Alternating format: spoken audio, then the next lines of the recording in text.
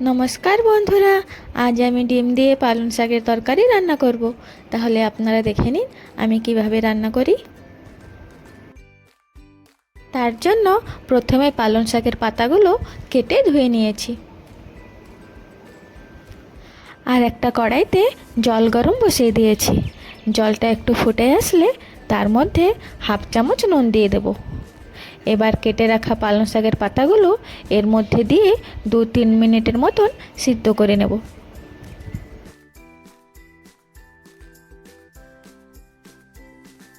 পালং শাক বেশি সিদ্ধ করলে তার রং খারাপ হয়ে যায়, তাই আমরা বেশি সিদ্ধ করব না। তার জন্য আমরা পালং শাকগুলো 2-3 মিনিট বাদে গরম জল থেকে তুলে একটা প্লেটে ঠান্ডা করার জন্য রেখে দেব। আপনারা গরম জল থেকে পালং শাক তুলে ঠান্ডা জলের ভিতরে ডুবিয়ে রাখতে পারবেন, তাহলে পালং শাকের রঙটা সবুজ থাকবে। আমি কিন্তু ঠান্ডা জলের ভিতরে ডুবিয়ে রাখিনি, তবুও শাকের রঙটা সবুজ আছে। পালং শাকগুলো ব্লেন্ডিং জারের ভিতরে দিয়ে ভালো করে পেস্ট করে নেব।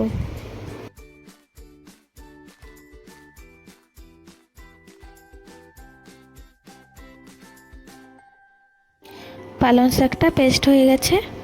সিদ্ধ করে রাখা ডিমগুলো একটা ছুরি দিয়ে এভাবে ভালো করে কেটে নেব।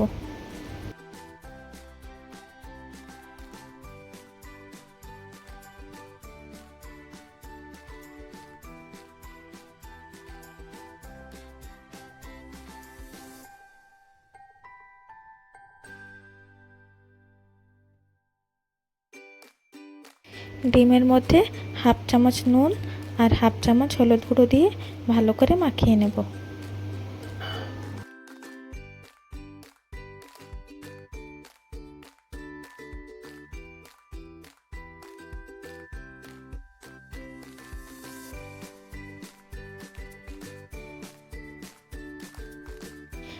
ডিমগুলো ভাজার জন্য একটা প্যান গরম করে নিয়েছি। এবার এর মধ্যে 2 চামচ তেল দিয়ে দেব।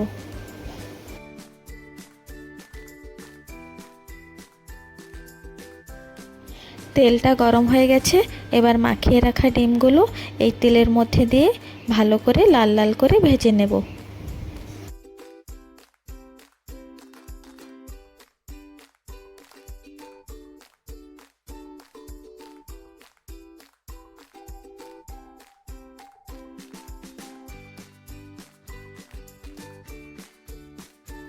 ডিমগুলো ভাজা হয়ে গেছে, এবার সাইডে রেখে দেব। তরকারি বানানোর জন্য একটা কড়াই গরম করতে বসিয়ে নিয়েছি। কড়াইটা গরম হয়ে গেলে এর মধ্যে 4 চামচ তেল দিয়ে দেব। তেলটা গরম হয়ে গেছে। এবার এর মধ্যে হাফ চামচ গোটা জিরা দিয়ে দেব, 4-5টা গোলমরিচ, একটা শুকনো লঙ্কা আর 2টো ডালচিনি স্টিক আর তেজপাতা দিয়ে একটু নাড়িয়ে নেব। এর মধ্যে কেটে রাখা পেঁয়াজ কুচি দিয়ে ভালো করে লাল লাল করে ভেজে নেব।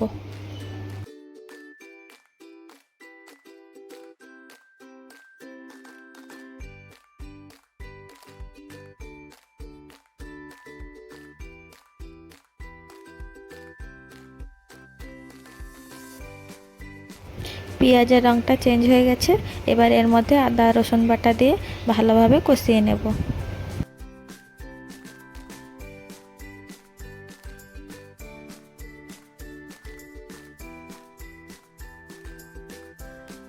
একটু কষে আসলে এর মধ্যে টমেটো পেস্ট দিয়ে ভালো করে আরেকটু সময় কষিয়ে নেব।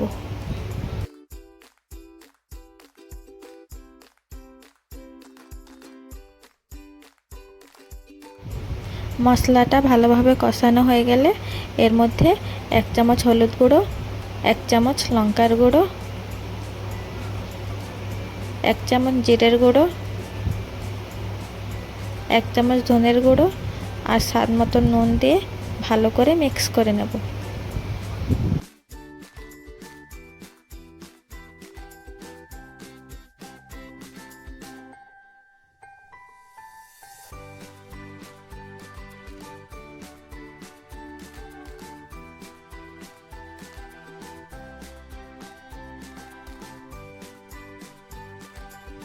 মশলাগুলো ভালো করে কষিয়ে নিয়েছি। এবার পেস্ট করে রাখা পালং শাকগুলো এর মধ্যে দিয়ে ভালো করে মিক্স করে নেব।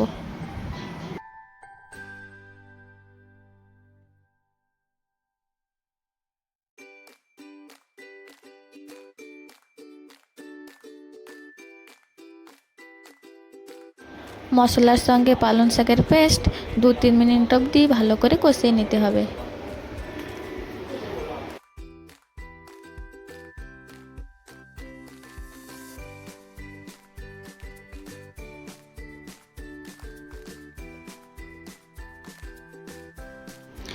পালং শাকের রঙটা भी চেঞ্জ হয়ে আসছে। এবার এর মধ্যে 2 কাপের মতন জল দিয়ে ভালো করে নাড়িয়ে চাড়িয়ে নেব।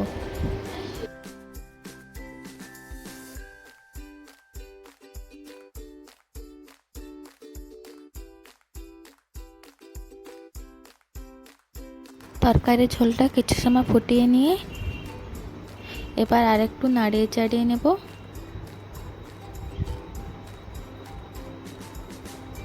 তারপর এর মধ্যে ভেজে রাখা ডিমগুলো দিয়ে আরেকটু ভালো করে নাড়িয়ে নেব।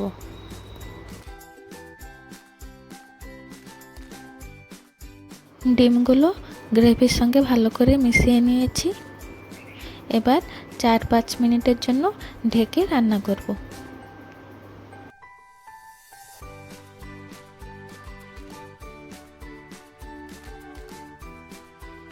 4-5 মিনিট বাদে ঢাকনাটা তুলে নিয়ে আরেকটু নাড়িয়ে নেব।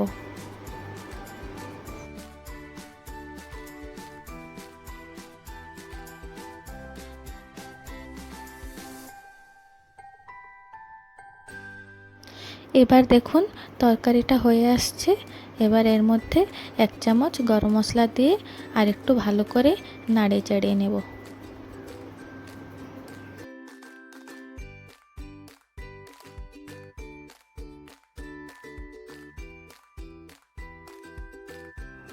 ডিম পালং শাকের তরকারিটা হয়ে গেছে। এবার একটা প্লেটে সার্ভ করে নেব।